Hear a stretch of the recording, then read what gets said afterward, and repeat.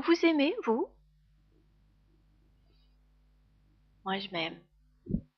Je prends soin de moi, je me fais des papouilles, je me chouchoute, je me dorlote, je demande plein de cadeaux à l'univers qui m'en rapporte, qui m'en apporte, Oh là là, qu'est-ce que je m'aime. Ça se voit, hein? Eh ben oui. Hmm. Cette énergie Shishan aujourd'hui, en fait, me fait, me donne l'envie d'aborder justement ce côté estime de soi. Il y a quelques années de ça, quand voilà, je recevais en consultation, j'ai reçu beaucoup de personnes, de grands enfants, entre 30 et 40 ans, voire même un tout petit peu plus aussi, qui ne s'estimaient pas. C'est marrant, un petit peu au-delà, ça commence à venir, hein, parce qu'il y a un recul sur l'expérience, etc. Mais auparavant, il y a, oui, un problème existentiel qui fait que ces personnes qui ont fait des études ou pas, mais en tout cas sont en recherche justement de confirmation de leurs capacités. Alors j'en ai côtoyé avec un grand QI, un beau potentiel. Euh, j'ai reçu de très beaux athlètes, de très jolies femmes, des personnes vraiment charmantes, des personnes avec une lumière extraordinaire. Et toutes ces personnes, quand j'y pense, avaient une belle lumière intérieure, avaient un potentiel, mais ne l'utilisaient pas. Et cette énergie Shishan, qui est le serpent en fait, qui lorsqu'il se sent à l'étroit change de peau, il mue, eh bien, quelque part on devrait prendre exemple sur Shishan. Quand quelque chose ne va pas, changeons-le, tout simplement. Action. Quand quelque chose ne correspond pas, eh ben, action. Allez, hop, changeons-le.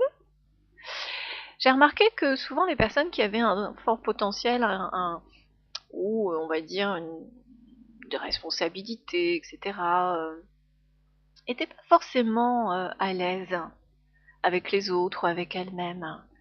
Bien souvent parce que ça correspondait en fait à un besoin de la société de briller. Voilà, c'est quelqu'un, voilà, qui est à tel poste ou etc. Ouais, mais au fond, dans sa vie de tous les jours, c'est pas forcément quelqu'un d'heureux. Moi, j'ai connu des personnes. Je pense par exemple à un monsieur qui, c'est vrai qu'il était canon, hein, on peut dire que bon, j'étais même sous le charme, il n'y a pas de souci. Mais qui est venu me voir parce qu'en fait, il avait plein de partenaires, une belle situation, plein d'argent, mais il y avait un grand vide à l'intérieur, un grand truc qu'il savait pas exactement lui-même nommer, qui le rendait mal et toujours insatisfait. Voilà. Et en gratouillant un petit peu, je l'ai pas touché, hein, mais je l'ai quand même sacrément bousculé. On a fait quelques séances ensemble et il a en fait découvert que tout ce potentiel qu'il avait acquis, c'était pour ressembler à d'autres et pas vraiment à lui-même. Et ben cette personne-là a fini par tout abandonner, a complètement changé. Bon, j'ai plus de nouvelles parce qu'on n'était pas forcément intimes, hein, donc mais je sais, j'ai eu des petites cartes postales me disant voilà, qu'il était parti à la recherche de lui-même, véritablement, dans un. Voilà, il est parti à pied, faire le tour du monde ou je ne sais où. Et je l'ai trouvé là, à ce moment-là, vraiment très beau. Voilà. Changeons de peau quand ça ne colle plus. Pas de vêtements, parce que les vêtements, c'est tellement facile. Ce ne sont pas les vêtements qui font que nous allons être, c'est ce que nous sommes vraiment au fond de nous-mêmes. Cette énergie Shishan, cet éclair intérieur, qui correspond aussi à cette sexualité, j'ai envie de dire. Est-ce que vous vous aimez dans votre sexualité? Est-ce que vous vous aimez dans ce moment intime? Dans qui vous êtes quand vous êtes justement dans cette intimité? Est-ce que vous vous aimez? Pour finir, je vous cite Romain Rolland, qui a dit que en agissant, on se trompe parfois. Et en ne faisant rien, on se trompe toujours. C'est bien vrai. Allez, je vous souhaite une magnifique journée. Moi, j'ai beaucoup d'actions à mener aujourd'hui. Au revoir.